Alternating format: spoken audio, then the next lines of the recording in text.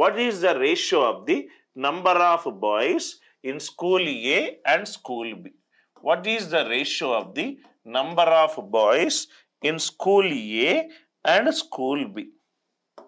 వాడు బాయ్స్ ఎక్కడ sir school ఏలో ఎంతమంది ఉన్నారు divided by boys in school below ఎంతమంది ఉన్నారు, స్కూల్ బిలో ఎంతమంది ఉన్నారు. ఇదే కదా సార్ నిష్పత్తి అడిగింది మనము.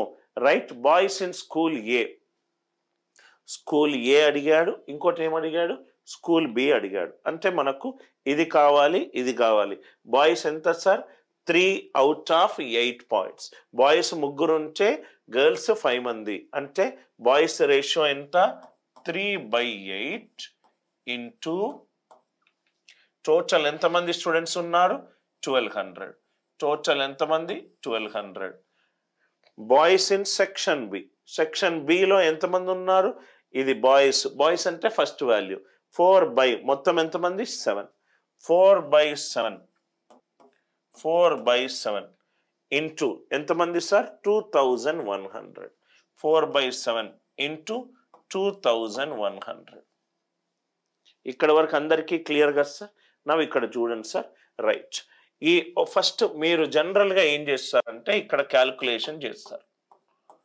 8 1 8, 8 5 3 into 150 450 divided by 7 300 sir 1200. 450/1200, 450/1200. 0 0 cancel అయింది. 15 3 45, 15 8 120. 3:8. ఆన్సర్ ఎంత 3:8. ఆన్సర్ ఎంత 3:8. ఇది జనరల్గా 100లో 99 మంది చేసేది. ఇది చేస్తున్నప్పుడు కొన్ని ఆన్సర్ ఆప్షన్స్ని మీరు ఎలిమినేట్ చేయొచ్చు. నేనేమన్నాను, ఆన్సర్ ఆప్షన్ ఎలిమినేషన్కి 5 పద్ధతులు ఉన్నాయని చెప్పాను. 5 పద్ధతిలో ఏదో ఒక పద్ధతి కొన్ని ఆన్సర్ ఆప్షన్లను తీసేస్తుంది, కొన్ని ఆన్సర్ ఆప్షన్లను తీసేస్తుంది. ఇది గనక రైట్, నేను గనక సాల్వ్ చేస్తే ఈ క్వశ్చన్ని నేను ఎలా సాల్వ్ చేస్తాను అనిల్ నాయర్స్ వే. ఇక్కడ దాకా మనకి ఇక్కడ దాకా వచ్చింది సార్ 450/1200 అని వచ్చింది. ఆ పైన కూడా మనకు రైట్ 450/1200. ఇక్కడ చూడండి సార్, ఇక్కడ ఆప్షన్లో మనకేముంది 7 అనే ప్రధాన సంఖ్య ఉంది. 7 అనే ప్రధాన సంఖ్యకు సంబంధించి 1207తో భాగాహారం అవుతుందా, కాదు. కాబట్టి ఇది పోయింది, ఇది పోయింది, ఇది పోయింది, ఇది పోయింది. Are you all with me? Right, 450/1200, 450/1200. Are you all with me sir? అందరికీ ఈ లాజిక్ అందరికీ అర్థమైంది కదా సార్? 450/1200. దాని తర్వాత ఇక్కడ చూడండి సార్, 0 0 క్యాన్సిల్ అయింది.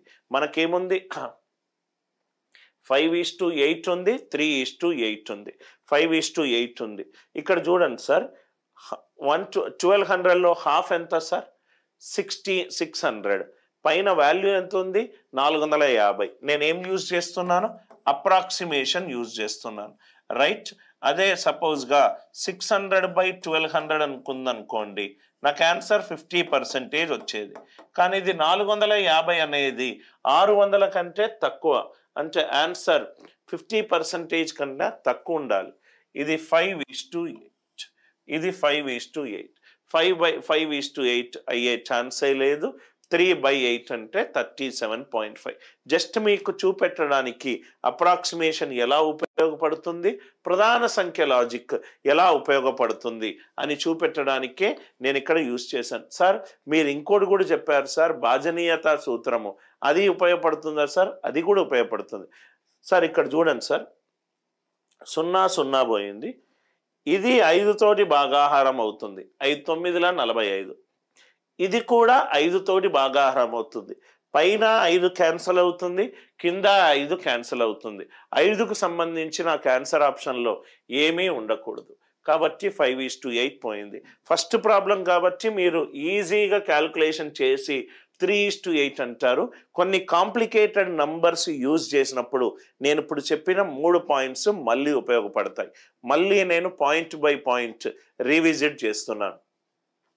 ఎప్పుడైతే నాకు ఇలా వచ్చిందో ఇక్కడ చూడండి సార్, ఈ 7 into 300 ఎప్పుడైతే నాకు ఇలా వచ్చిందో 3 into 150, 4 into 300 పైన నాకు 7కు సంబంధించి ఏం కనబడట్లేదు, కింద నాకు 7కు సంబంధించి ఏం కనబడట్లేదు.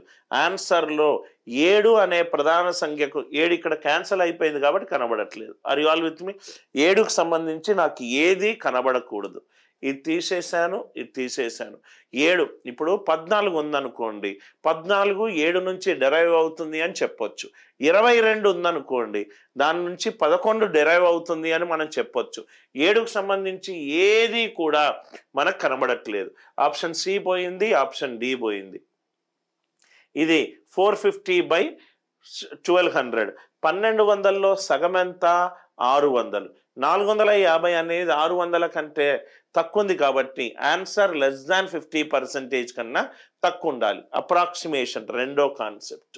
రైట్. మూడో కాన్సెప్ట్ భాజనీయతా సూత్రము. సార్ ఇక్కడ 0 పోతే ఇది 5తో బాగా హరింపబడుతుంది, ఇది కూడా 5తో బాగా హరింపబడుతుంది. ఆన్సర్లో 5 అనే ప్రధాన సంఖ్య ఉండకూడదు. మీకు బేసిక్ నుంచి అడ్వాన్స్డ్ పోయేటప్పుడు ఇంత ఈజీనా సార్, క్యాల్కులేషన్ చేయకుండా ఆన్సర్ వస్తుంది అని మీకు అర్థమవుతుంది సార్. ఫస్ట్ ప్రాబ్లం అందరికీ అర్థమైంది కదా సార్. ఇది చేస్తూ అప్పుడప్పుడు మీకు క్యాన్సిల్ కాకపోతే ఆన్సర్ ఆప్షన్ ఎలిమినేషన్ చేసుకోండి అని చెప్పడానికే నేను ఈ 3 కాన్సెప్ట్స్ యూజ్ చేశాను.